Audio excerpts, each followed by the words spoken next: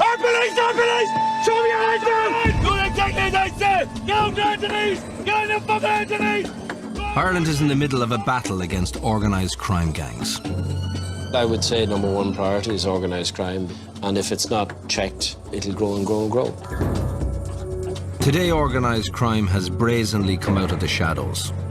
By eroding the rule of law in large parts of our society, we are threatening the rule of law in the whole of society. In Limerick, criminals openly flex their muscles and flaunt their power. Cities depend on people being able to go out and feel safe in public. You can't have a thriving urban environment with high crime and fear. The gangland godfathers rule the roost over whole neighbourhoods. And few citizens step out of line. If there was any 12 jurors asked to adjudicate upon a gangland trial, a certain section of them would shirk their duty because of fear. Law and order is struggling to overcome the tyranny of the local mafiosi. The tight organisations with the commitment to each other not to give evidence against each other. The kind of omerta thing that you get in organised crime in the United States. The use of the gun, the use of intimidation, the attempts to take over sections of communities. The deliberate execution of citizens who get in their way marks a new phase in the evolution of organised crime in Ireland. The attempt to dominate a whole city. Of all the particular people we've put away for long stretches, I have never seen conscience, nor remorse. The normal rules of humanity or society does not apply to those particular people. Welcome to Badfellas.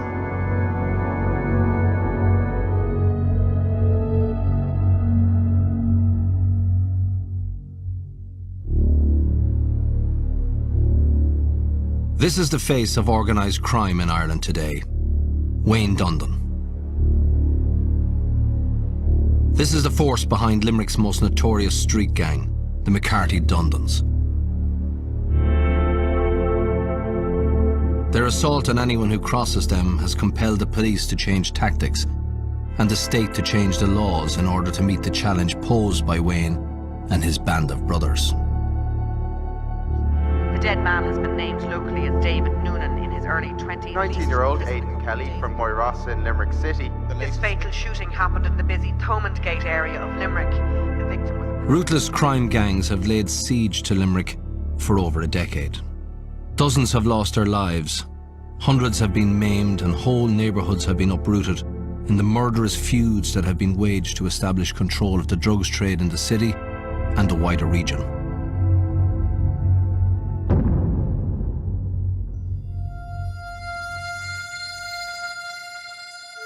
The plight of one family stands out in the story of Limerick gangland, the Collins family.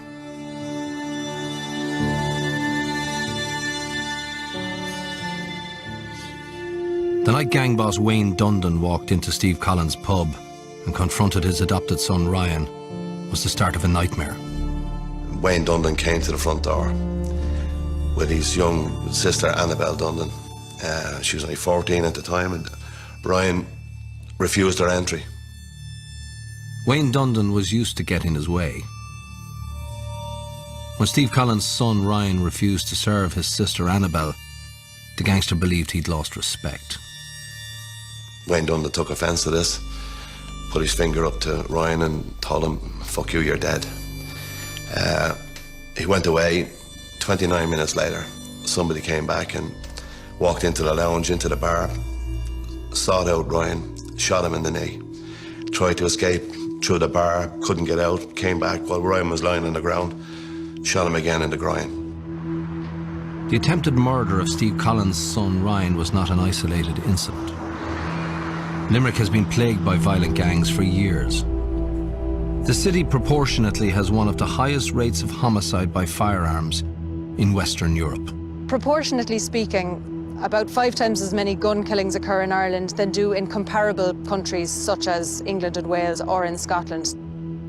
Firearms possession and firearms discharge are quite high in Limerick. There is a legitimate concern there, so Limerick does seem to differ to a certain extent from Cork and from Galway. It's an intersection of urban deprivation, drugs trade, and also an expression of masculinity on the parts of the individuals involved, because this is certainly a male crime.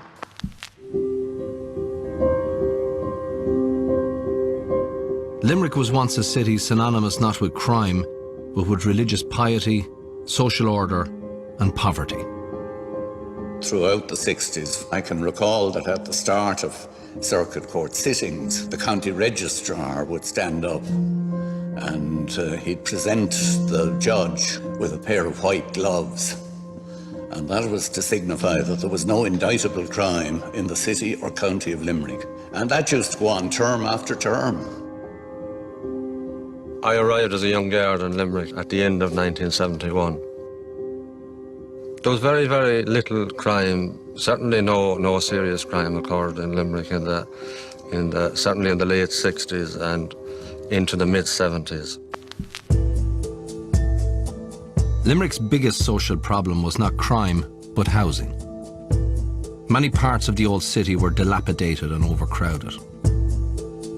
The corporation's response was to build 2,000 houses in a place called South Hill, far from the centre of town. The houses were built, but without any facilities of any kind. There were no churches, no schools, no shops, no pubs, nothing. And I think very quickly people started to amuse themselves by engaging in violence and vandalism and things of that kind, and that gradually degenerated into worse. The first thing that struck you when you went into the home was unemployment, absent parent, either father or mother, poor conditions in the houses, bad clothing, no heating, no food in the fridge, no school, no looking for a job. They lived in another world, really, without any support from the general community at large. It was clear by the mid-1970s that it wasn't a success. But notwithstanding that, the then city manager wanted to go ahead and build another similar estate in the other side of the city at Moyross. And I remember pleading with him at the time not to do it. I said, you're going to replicate the problems that we have in South Hill. And he said to me that he was under pressure from the department to produce numbers of houses, and they didn't seem to be really interested in anything except numbers. Within a relatively short time, you had the South Hill problems replicated there. Limerick is still suffering from the results of that. One of the results was the McCarthy-Dundon gang. In May 2005, the leader of the gang, Wayne Dundon, was sentenced to 10 years in prison for his threat to kill Ryan Lee, but a court later reduced this to 7. The following month, our premises broken into and set alight. I mean, what you have here is just the front. The back is completely gutted, destroyed. You know, our dreams destroyed, everything destroyed. The start of a horrendous couple of years for us now.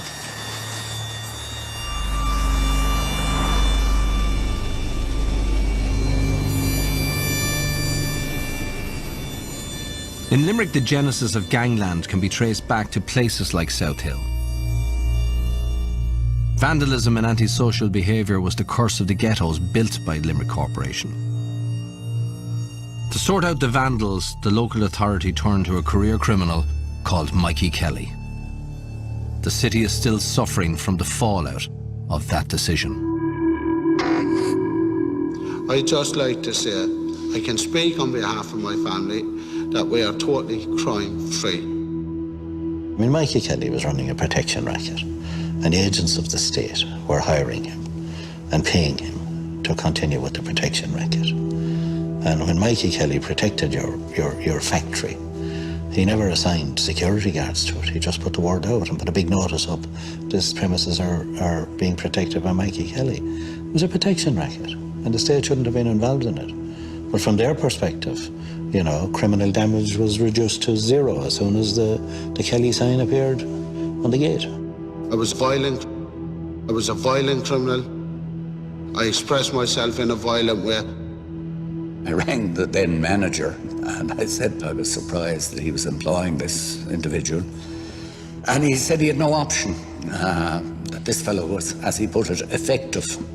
When he caught some young fella throwing stones through a window, he beat him up and broke his leg. That was regarded, unfortunately, as an effective way of dealing with the vandalism problem. By making Mikey Kelly a bit respectable, the corporation had sent out a toxic signal. In Limerick, crime pays.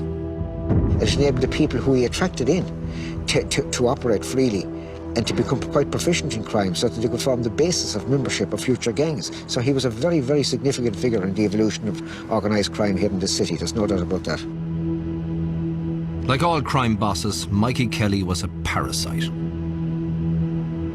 The city council and private companies were coughing up. So too were the ordinary people of South Hill. Every week, Mikey went from door to door collecting £1 from every house. That was the price for keeping Mikey Kelly off your back. Coming to you from the Brooklyn waterfront in New York City, this is Mafia Talk Radio. Cut the cards and hide your wallets. This is Mafia Talk Radio. You think you know, but you don't really know. Other cities have been doing business with bad fellas for a long time. New York. For years it was the epicenter of organised crime in America. The home of extortion, racketeering, and City Hall doing business with mobsters. Criminal enterprises thriving on a pervasive climate of fear. I've seen it here in Yonkers and I've seen it in New York City, my combined 30-plus years of law enforcement, that organized crime, especially what we're dealing with now in the 21st century of violent street gangs, are decimating neighborhoods throughout the country. And if you look at some neighborhoods, some poor neighborhoods, in some cases, that's viewed as the only alternative for youth, where maybe they didn't stay in school, maybe they weren't provided with a good education, maybe they didn't have a strong parent or parents at home. And then they decided to go into a group, a street gang, an organized crime group, and they've gone on and now probably wind up either in jail or unfortunately dead. You can't have a thriving urban environment with high crime and fear.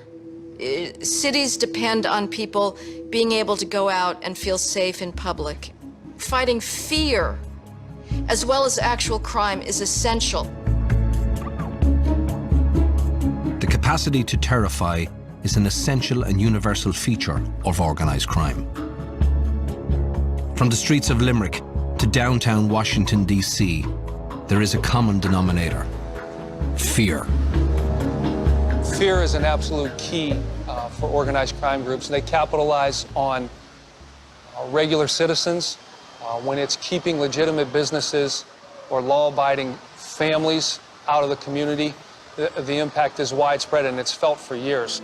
The impact can absolutely lead to folks that have to live scared or look over their shoulders for the rest of their lives. Steve Collins knows what it's like to live looking over his shoulder. His testimony had helped convict gang boss Wayne Dundon. And for that offence, a price was put on his head. A threat came out from prison. A letter came out to say that I was to be murdered for €75,000. And a guy called John McNamara, who they called Pitchfork, was to be murdered for €75,000. They mistook Shane Gagan for Pitchfork, and they shot him. So a mistaken identity and an innocent man was murdered. The victim was visiting friends here in the estate last night to watch the Ireland-Canada rugby match and was returning home when he was shot in what they now believe was a case of mistaken identity. You get situations like that, and obviously, quite justifiably, everybody is outraged when that happens. But most of the murders are inter-gang murders. You know, people not handing over the money they collected when they sold some drugs, people giving information to the guards who are being shot for that reason, and so on and so forth. And it's quite vicious. In the 70s, the drugs trade became a feature of life in Limerick. Huge money, very lucrative business. Obviously, the more money that could be made, the more ruthless people became. As each generation succeeds the other, the new generation is more violent than the one that preceded it. Now, their grandfathers were petty criminals. A bit of breaking and entering, the odd assault. And, you know, as it came down through the generations, the level of crime they were involved in became more serious. But the X factor was drugs. Because it's drugs that provide the finances to make them serious criminals. It's drugs that provide the finance to get them into organised crime. It's drugs that provide the interconnectors to make them national organisations rather than Limerick organisations. And it's drugs that provide the solder to get them involved, you know, in the gun trade across Europe. For years, serious crime in Limerick was the occupation of two outlaw families. The Keanes, led by veteran gangster Christy Keane, and his violent younger brother, Kieran. Their sidekicks were the Ryans, led by killer Eddie Ryan. Eddie Ryan was envious of all the loot the Keanes were grossing from Limerick's drug trade, and he wanted more. The Keanes said no. Eddie then tried to kill Christy, but his gun jammed. 2 weeks later, Kieran Keane came back looking for revenge.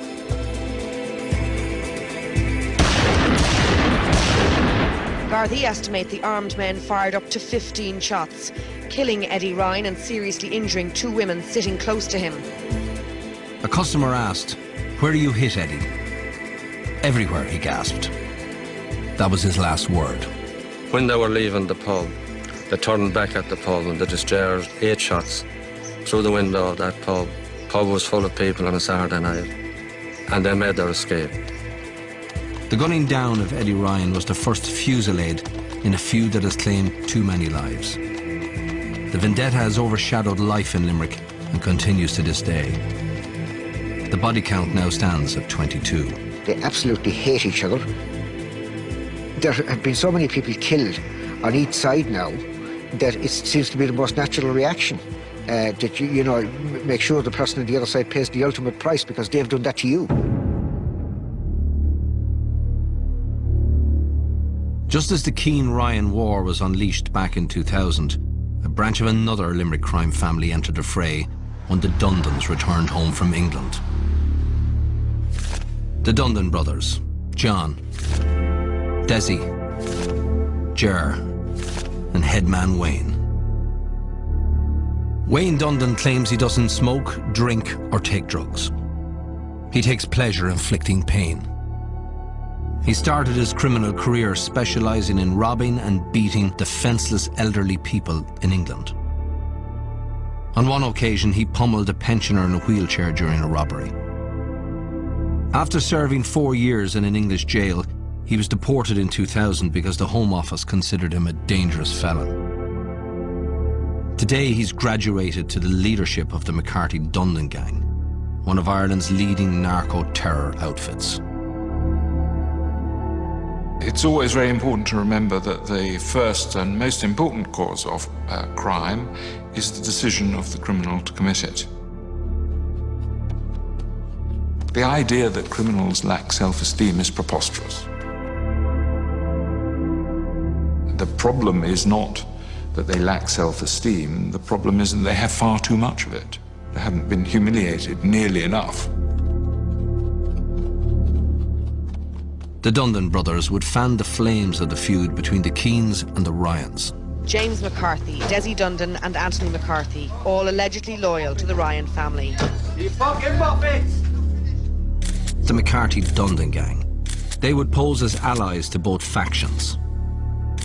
All the while, they plotted to step over the bodies of their rivals on their way to dominance of the Limerick underworld and terrify the Republic's third largest city.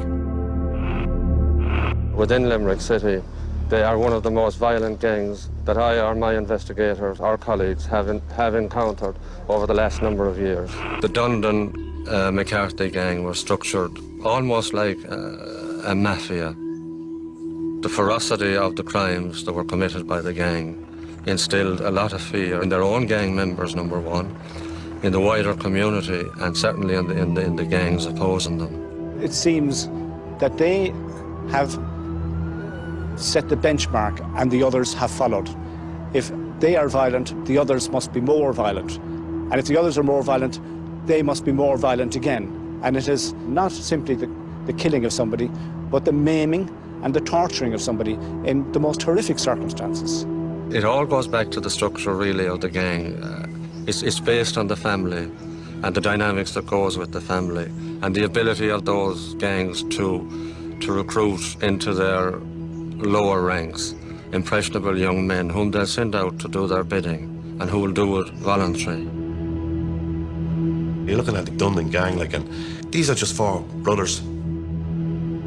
They're four Muppets as far as I'm concerned, and I don't know why they get the respect they do. They were able to form this gang of lunatics, and that would do their deed, and that's really, and they've got from strength to strength with that. When the Dundons are away, locked away, nothing happens in the city. I mean, it's not just coincidence, it's a fact. You look back on it through all the previous times that they've come out of prison, there's been mayhem, It's only when he's around, he causes this kind of shit around the city,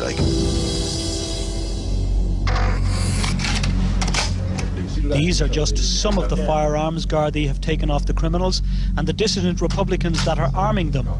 Pump-action shotguns, Webley and automatic handguns, revolvers, grenades and a machine pistol with silencer. The bad fellas are getting younger in Limerick. The killers are often kids who should be in school. Typically now, people who are committing shootings at the behest of the drug dealers can be as young as 15, 16 and 17. In a recent case, a courier was used to convey guns away from the scene of a crime. He was 13 years of age. That people fight turf wars, and by doing so, they become king of the castle, and they feel big. When the gang bosses feel big, everybody else must kowtow and feel small. So few people grasp the elementary point, which is that the primary victims of crime are the poor, not the rich. It's like a prison without warders. They're actually more or less enclosed in their houses. They're afraid to go out, except at times permitted by the psychopathic people who act as the warders, in the sense that they're imposing their kind of order. They can't escape from these estates. They have a kind of life sentence to them. I mean, they can, of course, go out on day release. At night, they're locked into their houses by the disorder outside. And they have the prison governor, who is the local psychopath or psychopath's family, who imposes his will, and from which there is no appeal. The concept of enemy is used in criminology to explain crime, in that individuals who do not feel a connection to the society, who do not feel part of the norms and rules, will not feel the need to adhere to those regulations, will not feel a part of the community. Enemy is most common in societies that are undergoing rapid change or that are undergoing a rapid breakdown in social cohesion. In Limerick, the principal criminal agents corroding social cohesion are the McCarthy-Dundon gang. The Dundon-McCarthy gang, they had a far broader agenda altogether. Their agenda certainly was to dominate the drugs trade, wipe out all other gangs, but also to take on society. Part of the Dundon Grand Plan is to take over neighbourhoods and build Dundonville. Areas like Ballinacurra and Moyross are seen as territories to be conquered and occupied. The Dundons want to consolidate and secure their criminal base. To do that, they have been making offers to locals that cannot be refused. When tenant purchase of local authority dwellings became general, gangs of people who were very wealthy as a result of their activities in the drugs trade started to buy up these houses. And often they cleared out the residents of other houses nearby. In Limerick, compulsory purchase on terms decreed by the gang bosses is a method of tightening the screws on an area.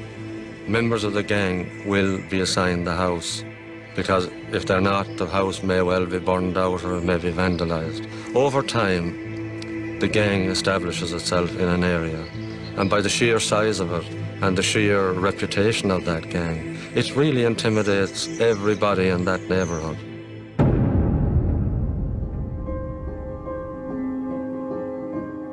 The defiance of the Collins family was a running sore for the McCarthy-Dundon gang. Their gangland enemies watched and waited and came out of the shadows on the morning of April the 9th, 2009, Holy Thursday. On that morning, it was like any other morning. Came in here, I was setting up the business in the pub, and Roy went into the casino to set up the casino. About a half an hour later, I got a call from the barman to say, like, somebody was bleeding next door in the casino. Went in and I seen Roy just in the corner, bent down on his hunkers. He couldn't breathe. He lifted himself up and I could see the bullet on the ground. Like, and I just couldn't believe what I was looking at. And he kept on repeating to me that he couldn't breathe, he couldn't get his breath. He just held on to me and he told me he loved me. He loved his mother. Roy Collins lost his fight for life a few hours later. This was a salutary crime. The calculated murder of a young man related to a witness who had stood up to a crime boss. This was an attack on every citizen of the state. He was murdered clearly to send a signal to the rest of the community in Limerick that if anybody came forward and gave evidence or helped the criminal trials, that they were going to be taken out as well. It's as much a threat to the security of the state as the subversives were back in the 70s. Evil. There's no other word for it. With the persecution of the Collins family, the bad fellows of Limerick had put down a chilling marker. This is our town. Get in our way at your peril. It was time for the state to strike back.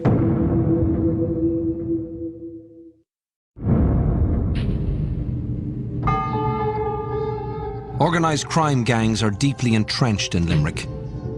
They have enriched themselves by flooding the streets with drugs, by extorting money from local businesses, and by trafficking in firearms and explosives. In many parts of town, the gangs call the shots. As a Limerick man, I have to be very concerned about the way the city has degenerated. I represented it for a very long time, and I could see this beginning to happen. And I regard it, if you like, as one of my failures in life, that I wasn't able to stop it. There seems to be no end to the torment of the Collins family. There was a grave dug down here at the level crossing to hold a big man. I mean, that's what the Gardaí told me. It was evident that it must have been for me. 64 people have been violently killed in Limerick since the millennium. The Gardaí have solved 54 of those cases. Many of the foot soldiers who have done the dirty work for their godfathers are now in jail. But there is no shortage of recruits. The appeal of the gangster lifestyle is irresistible to some teenagers. They can put their arms around a 12-year-old and they can show him, bring him in the car and show him a bling life, and they think that these guys then are going to show them a brighter future, like, and they can be influenced so easy. Like. I'm not waiting for John Dundon, Ger Dundon or Wayne Dundon to walk up that car park and do anything to me, because they're cowards, you know. They'll hide behind these kids and get them to do their work, like. But that's what you're looking at, is young kids now starting to go around with Glocks and coked up to the eyes. And I mean, I've seen him there, like, as young as 10, on drugs. In Limerick, the teenage foot soldiers of the major gangs have been programmed to hate. But the state of war that exists between the McCarthy-Dundons, the Keens, the Collopys and their affiliates may not last forever. At the moment, there are a number of disparate groups that are not controlled by anybody, that are fighting amongst themselves. But if that ever stops and somebody decides, as they did in America back in the good old days, and decides to organise the groups and get them to cooperate with one another, then we've got a very, very serious problem. 225. In the good old days in America, organised crime syndicates like the Mafia gnawed away at the Big Apple. Although the setting couldn't be more different, there are striking parallels between the predicament of Limerick and what happened in New York. In the 80s, violent drug gangs had turned New York into a city of fear. Over 2,000 people were being murdered every year. Many New Yorkers were resigned to their fate. Their city was the most exciting and the most dangerous in America. To save New York, there would have to be a change. New York, I would say at the time, was being described by many experts as a dying city. Crime was rampant. The homicide rate from the time of the crack epidemic in the mid-'80s, going through the late '80s and into the early '90s, homicides were in the 4 digits. New Yorkers for decades feared to walk the streets alone. The streets were the domain of predators. Most cars had these ridiculous little signs posted in their dashboard and on their front windows saying, everything's been stolen already, please don't break in. Basically, the criminals ruled the day, and citizens were on their knees begging for exemption from the criminal run. In 1994, there was a radical change at the top of the New York Police Department when Bill Bratton was appointed commissioner. Bratton had been the chief of the city's transport police and had dramatically lowered crime on the subway. His mission was to bring order to the chaos above ground. Bratton's policy was called the broken windows approach. Problems in a neighborhood stem very often from quality of life issues. If there's a group of disorderly males on a corner drinking and engaging in antisocial behavior, if we don't address that problem will not only increase, but it will lead to other problems in the neighborhood.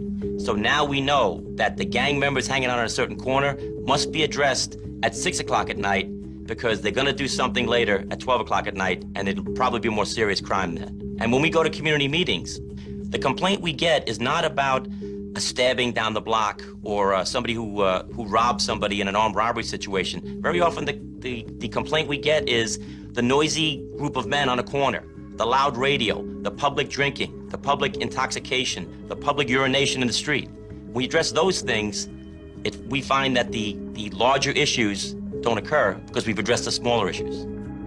The key to the success of this new strategy was accountability. Precinct captains were responsible for crime detection in their districts, and their commanders were keeping count. They would call in precinct commanders. These are the commanders of local policing districts. And they would ruthlessly grill them about the crime that was happening within their precincts. And if that commander didn't have not only a rigorous and minutely detailed understanding of his crime problems, but more importantly, a strategy for solving those problems, he faced demotion and the end of his career. This was a revolutionary concept. It was basically importing private sector ideas of management accountability into a public sector agency. We went from a reactive police philosophy where basically when someone called 911, we sent a radio car, they handled the problem. We still do that, of course, but now we've shifted to a more proactive philosophy, a more assertive philosophy, where we're targeting the problems at the right time, at the right location, for the right reason. Limerick is not New York. It is, however, man for man, Ireland's most policed city. But the mood is still ominous. In some parts of Limerick, people are frightened to call the police. Scared to be seen talking to anyone in a uniform.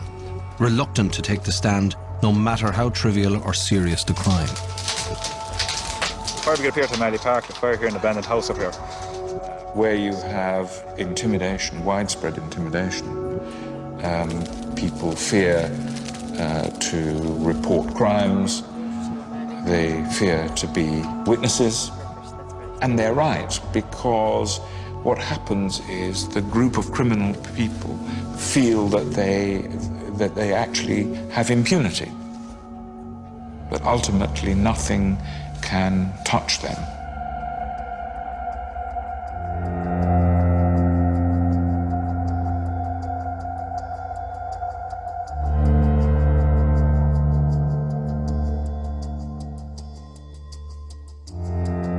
Seems to be the stock and trade of the Limerick criminals that they will intimidate the vulnerable witnesses.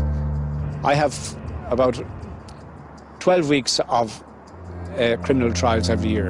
In every one of those weeks, there will be a case where witnesses will be frightened, will be intimidated. But certainly, they had no compunction in attacking the organs of the state. Prison officers intimidated, guards intimidated, business people to allow them into their premises to do drug dealing. The state solicitor, his offices were burned out on a number of occasions.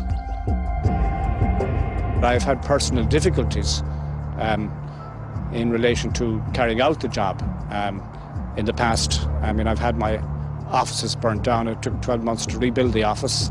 I had a second attempt at burning down my office. I've had other security problems from time to time. In Limerick, the major crime gangs have carved out their strongholds, forbidding fortresses where they dominate. Citadels you enter at your own risk. I just buried my son, and we were followed by the Dundon McCarthy gang down Childers Road, and we pulled in. I was talking to Stephen. They came up alongside and threatened Stephen that they were going to kill Stephen. We lost the head. We followed them, and we were lured into a trap where they had a gang waiting down in Weston.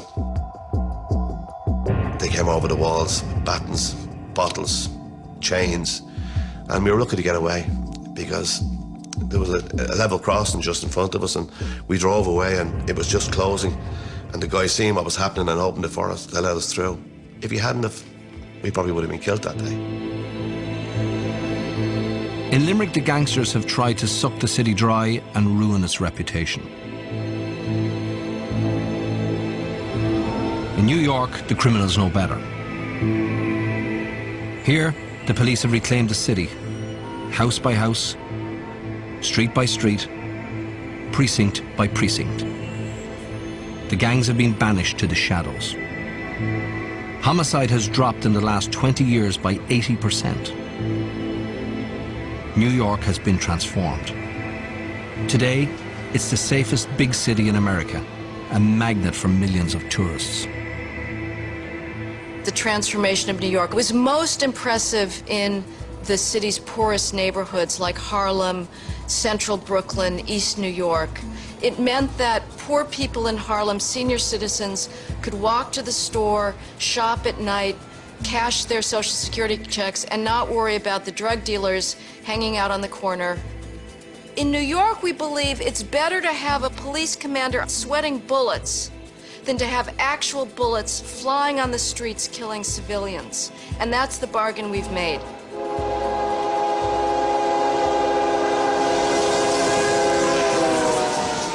To get away from the flying bullets in Limerick, Steve Collins was offered a hard bargain by the Garda Witness Protection Programme. A new life in North America for him and his family, but at a price. The surrender of everything he built up and all that he stood for. We would bring you over, we would take you there, We would get you a place to stay. You change your name. You couldn't tell anyone at home who you were or what your new name is. You can't work as an electrician because you weren't an electrician. It would blow your cover. You can't work in a bar because you've done that already, and this is the way that they would find you. So you had to go to do something completely different. I asked, like what? And he said, well, we could train you as a carpenter. I wasn't told what was going to happen. I just took it that there was something in place to protect us and look after us. I want a witness protection program in place that suits people like me for coming forward, because there's nothing there for decent people. At the minute, I feel it only benefits criminals that want to come out of gangs. Wayne Dundon is one criminal who'd love to see the back of Steve Collins. They've taken my son now, and he's buried close to us now, and we have the comfort of that I can go and visit his grave every day if I want. They're not going to run me out of town now. Not now. The people of Limerick are sick of this. They're sick of the city being blighted by these scumbags, because it's a great city for most of the people that live here. They were looking for an opportunity to stand up and say like that, we've enough of this, you know, and please help us. Because if you haven't got witnesses, you haven't got a democracy. The whole thing breaks down. We need the laws that's proposed to be put into place now, and we can reclaim our city. The time for talking now is over. You can't legislate by emotion, but here was a family who came forward, did their duty, and look what they got, the consequence. Their lives ruined. Not just the life of Steve Collins and his wife, but their entire family ruined by this particular instance where they did their duty. So if the state didn't respond to that, if the Oireachtas didn't respond to that, it would be a very sad day for Ireland. The murder of Roy Collins, just like the assassination of Veronica Guerin 14 years earlier, compelled the government to act. It is now an offence to direct organised crime. Now, for the first time, the Gardaí have the powers to subject crime gangs to intense covert surveillance and wiretaps. Now, for the first time, that evidence can be produced in court to put the bad fellas away.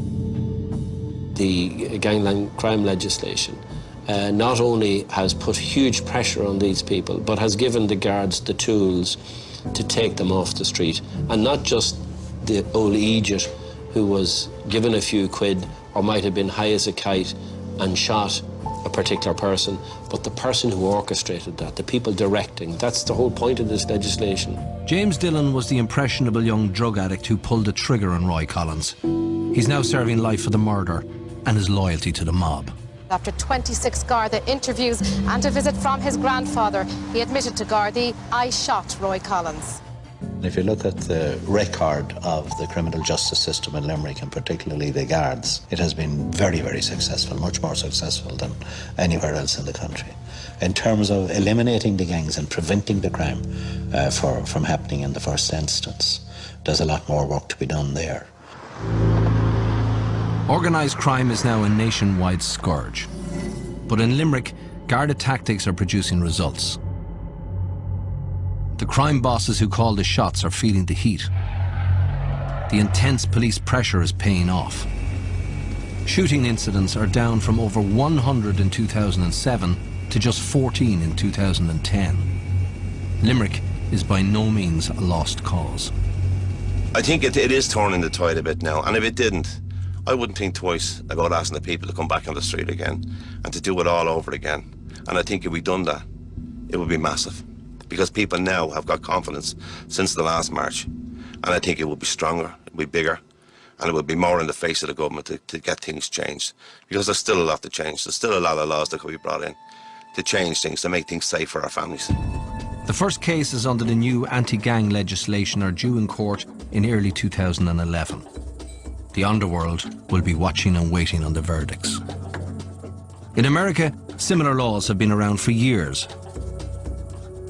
But it took a new vision of policing and a change of heart at the top of City Hall to bring the crime rate in New York down to World War II levels. There's no reason why any city in Ireland cannot crack down on the crime problems that its citizens view as most significant, whether it's graffiti being out of control, whether it's shoplifting, whether it's disorder or violent crime. It's just a question of the police believing that they have the possibility and the obligation to solve crime through information management, analysis, and accountability. It absolutely has to be an aggressive approach to tackle organized crime. Increased use of physical surveillance and electronic surveillance, wiretapping laws, increased use of human sources. They have to aggressively be used if there's going to be any success at putting an end to organized crime groups. It may be that a strategy that's designed for Limerick may not be the strategy for Cork City or for Dublin. That's where the police executives come in and the police on the street come in. They have to tailor, they have to know their community and know what their community wants and the concerns of their community, and then tailor their strategy accordingly. In-your-face policing is, I guess, a good way to put it, but whose face are you getting into? You're getting into a bad guy's face. You're not necessarily getting into the good people. The vast majority of people in all these neighborhoods are good, solid, hardworking people that are trying to raise their families. I think in New York is a clear example of how a pretty tough regime from a criminal justice point of view is put in place, allied to the resources to try and help ordinary communities. We'll carry out an equipment check now. The only way it will be dealt is ordinary policing, blanket policing, and of course, in-your-face policing against these people. Reds 3 and 4 rendezvous at Formal Point Bravo at 1200 hours. There certainly is a real challenge when we're trying to deal with organised crime in balancing the rights, the interests, the concerns of a legitimately worried community with the individual that has been investigated or maybe that is being tried before the courts. It's a very precarious balance, but eroding rights won't necessarily make the communities any safer. The only thing that the psychopath would understand is a force stronger than himself. And in this case, it would have to be the state, if you like, the police. You know, it's easy for people to criticise in, you know, the leafy suburbs that all this is draconian. Tell that to the people like Steve Collins and families like that, Shane Gagan's family. And that's why the state has to react in a proportionate way, but act it has to do. You are only talking about 30 or 40 families, and that's perhaps 150, 200 people. You can't let 75 or 80,000 people be held up to ransom by them. I think that, you know, the guards now are coming to realise that they're taking them on, and I think that the law now is an awful lot better in terms of dealing with them than it was in the past. Good is going to come out of evil, you know, because it was an evil thing that happened to us. And some good will come out of it because people will benefit from these new laws, you know, and that's why I'm proud of the fact that Roy's name is associated with those laws and that people going forward will see the benefits of it and remember them, you know, and if they remember him, well, then that's all I ever set out to do at the start, was that he wouldn't just be another number.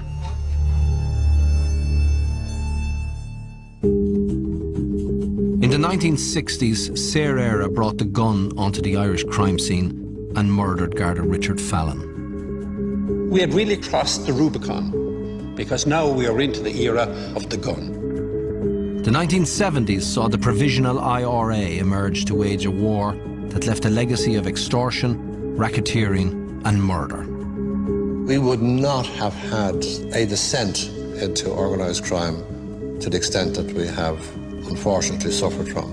And to me, it is inescapable that the direct causal link is the IRA and the application of organisation to criminal activity. In the 1980s, the Dunn crime family would get rich on heroin and spawn a succession of ruthless imitators who saw drugs as easy money worth killing for. I would describe the modern-day criminal as unpredictable, paranoid, and he will go to any length to protect his business. Guns and drugs bring profits and power.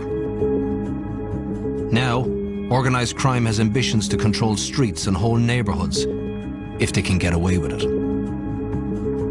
I think that we can deal with organised crime. I think it can be dealt with. I believe we're stronger than them. The era of the bad fellas has cast a dark shadow over many lives. The lessons of the last 40 years are clear. If Ireland fails to deal with organised crime, then organised crime will deal with us.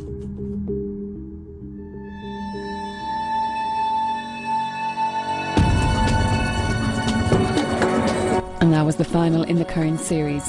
Next week, the trials of Phoebe Prince tells her story from moving to the US in the summer of 2009 to her untimely death earlier this year, now the subject of a bullying prosecution. That's at 9:35. Next here on One, though, The Frontline, and Pat has more details in just a few moments.